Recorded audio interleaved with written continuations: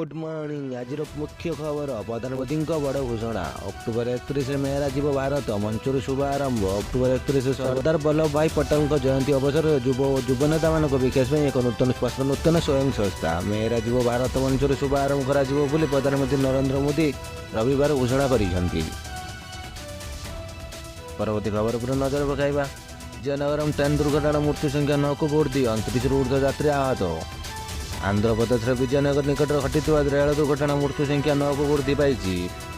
पूर्वतट रेलपथ मुख्यमंत्री मुख्य सूचना अधिकारी यही सूचना देते। वर्तमान सुधा दुर्घटना 9 जन को मृत्यु होगा सह 29 ऊर्ध्व यात्री आहत होती।